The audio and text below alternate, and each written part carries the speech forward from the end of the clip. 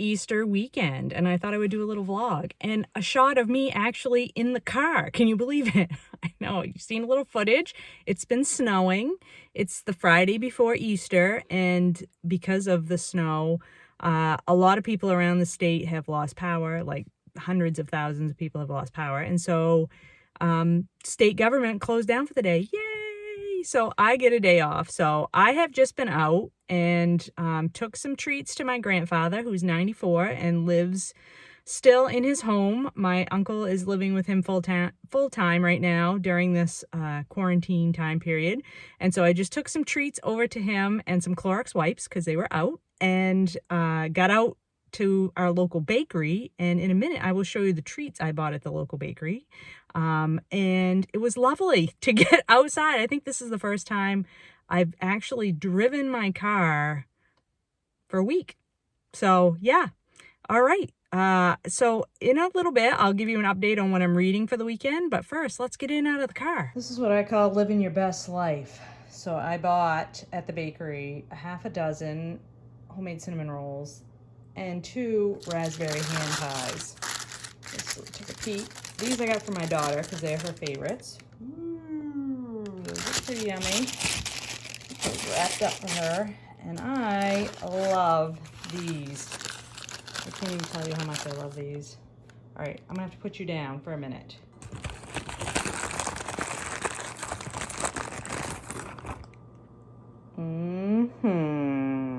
All right, now that I got my treat ready and my tea ready, set that over there. Let's talk about the books that I'm reading this weekend. So I am still reading The Invention of Nature by Andrea Wolf, which is my nonfiction buddy read with Britta. I just finished part 3, which I have to check in with Britta on today, and that takes me through page 219. So I'm going to put this down for now because I just finished that, and I am going to start my first book for Aussie April. This is Dirt Music by Tim Winton, and I don't really know what this is about. I haven't even read the back of this. I just know Natalie from My Reading Days read this and really liked it. And she really loves Tim Winton in general, and I've never read any Tim Winton, and so I figured no time like the present. So I'm gonna eat my cinnamon roll and drink my tea and start reading this book.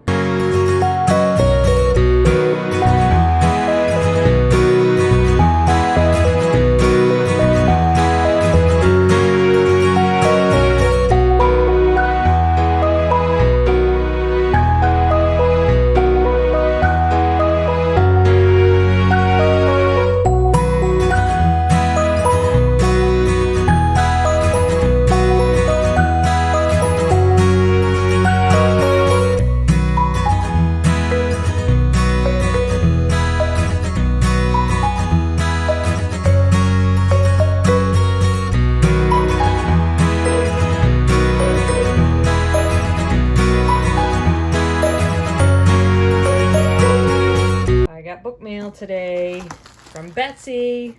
Thanks, Betsy. I was so excited. First Book of the Month Club book. Don't belong as a member, but Betsy was kind enough to send me her extra copy. Woo woo. Good morning, everyone. It is Saturday morning, and I apologize for not checking in yesterday evening about my progress on this book that I'm reading, Tim Winton's book, Dirt Music. But my daughter talked us into doing family movie night last night, and we watched The Rise of Skywalker, I think. Yeah, is the name of it. Anyway, the last Star Wars movie we rented and watched, and it was good fun. Although I will say that, like, the new Star Wars movies are just repeating the old Star Wars movies, like, over and over again. I mean, I'm of the age where I grew up with the original trilogy, which I think are classic movies. I love them. I've watched them many times, and these ones are fun and I enjoy them, and I certainly enjoy seeing all the old characters come back and like make their little cameo appearances, but they just keep repeating the same storyline over and over again, so nothing new there. So I did get a lot of reading done yesterday in Dirt Music by Tim Winton. I am on page 134, and I finished I'll show you. I'm up to part 1, finished on part 2. So I am really enjoying this book so far. And the thing that I am really enjoying about it the most is the setting. So this takes place on the west coast of Australia, in a small fishing village that is not, I've never been to Australia. I don't know anything about the area, but is very much like where I live on the coast of Maine. Small fishing villages, where the major fishery is lobster. In Australia, in this book, it's rock lobster. Where I live, it's Maine lobster. And the way that the local fishermen sort of keep out any interlopers into their territory is very similar to what happens here in Maine. And so I could relate very strongly to the setting of this book. Plus, Tim Winton is beautiful nature writing about Australia and the ocean and the trees and the plant life and the landscape. I'm just loving all the descriptive writing about nature in here. And so we're following our main character, Georgie. She is a woman in her 40s, or almost 40, I guess, or right around 40. I can't remember for sure how old she is. But anyway, she has been living with the Highliner fisherman guy from this village, like the top lobster fisherman in this village, for about 3 years. He has 2 sons from his previous marriage. His wife died. And their relationship is not going well. There's, lots of, not lots, but just she's feeling like things aren't going the way that she would like them to. The relationship is starting to sour. And so some things happen, and then she starts keeping secrets from her boyfriend, her live-in partner, whatever. And Georgie is a complicated character. She has a drinking problem, and she's sort of flitted in and out of relationships her whole life, and now she's in this situation. The tension is escalating. She's keeping these secrets. What's going to happen? There's sort of this undercurrent. You don't really know for sure, but there's this undercurrent that her partner maybe is violent. Well, he's violent as far as like keeping other people out of his fishery goes, but like, is he going to be violent to Georgie? You don't know, but like there's some question there. Maybe he could be violent. So there's rising tension there. And there's another character,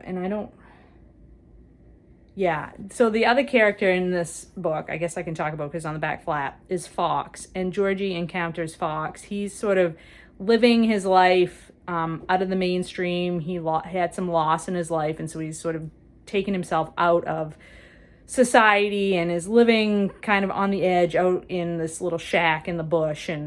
And he used to be a musician, but he's lost his music. And these two encounter each other. Georgie and Fox encounter each other. And it's all about how their relationship builds, at least in part 1. So we've just finished part 1. Like I said, the tension is building. There's secrets involved. So I'm excited to read on and see what happens, but very much loving this book so far. Okay, guys, let's check in on Dirt Music. I'm on page 194. And I just need to say, don't get into vehicles and drive with people who are doing drugs or drinking. Like, I don't remember what year this book was written, but do we really? A lot of that happens in this book, and it really bothers me. Like, all of these people, like, driving while under the influence is so bad. And I don't want to give away anything from this story, but some of the characters ought to know better, is all I'm saying. They ought to know better. And it really bothers me to see, like, literally every other character driving a vehicle while under the influence of either drugs or alcohol. So that's really frustrating. So obviously I'm about halfway through this book. It's holding my interest, but there are some irritating characteristics of this book. I will say that some of my BookTube friends who know that I'm reading this mentioned that Tim Winton likes to write a manic pixie dream girl character, and Georgie definitely fits the bill for that. So if you are the kind of person that is irritated by that character trope, you might want to avoid Dirt Music, because she is absolutely a manic pixie dream girl. And that can be irritating. Although I don't read a lot of books with that character trope in it, so it's not bothering me too badly right now. But it is bothering me that these people are getting in vehicles with drivers who are under the influence. Don't do that. So I finished Dirt Music, and I'm not really sure what my end feeling is about this book. I will say that I started this book yesterday on Friday. It's now Saturday afternoon, about 3 o'clock, and I've pretty much read it straight through. I mean, like I said, I did take a break last night and we watched a movie as a family. I spent like an hour and a half messing around last night with trying to teach myself to crochet, looking at YouTube videos. And other than that, I've been very much focused on this book. And so that says a lot for the book. If it held my attention that strongly for almost a 24-hour period or a little bit over a 24-hour period, that says a lot about this book.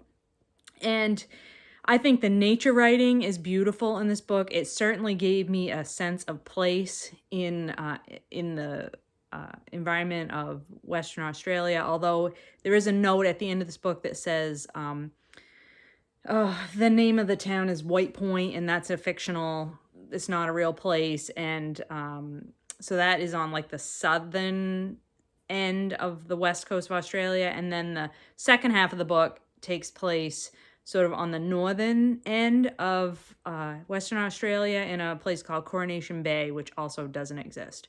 But all of this book pretty much is just beautiful descriptions of the Australian, not only the coastal landscape, but also the desert and Iron Mountains and things like that. Lovely, lovely writing. So I very much enjoyed that.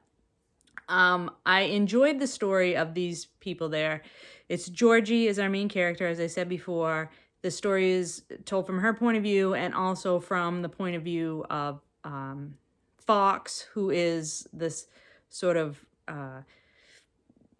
guy living off the grid and trying to keep a low profile and deal with his own demons. And she encounters him in a strange way, and they sort of form this connection. And then the rest of the book takes place is a sort of will they, won't they kind of thing, because Georgie lives with another man. She had been living for the last 3 years with the best fisherman in White Point, and he has a reputation for being a violent guy. So all of that adds tensions to the story. You never really know what the fisherman's goal is here, basically, until the very end of the story, and you start to get the picture of what he's trying to accomplish. And so all of that played out in sort of a highly dramatic way at the end of the book, and the ending sort of left me feeling iffy about my feelings about the whole book. But I really enjoyed the reading experience, and I guess I'll just let myself percolate on my final thoughts about whether or not the ending sort of fit. I think the ending works. I mean, the more I think about it, I think the ending is true to the rest of the story. I was a little bit frustrated with it, but I am also the kind of person that likes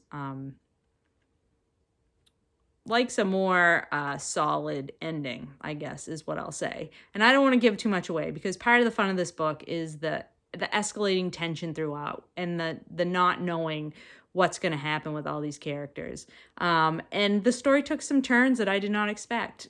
So I did like that.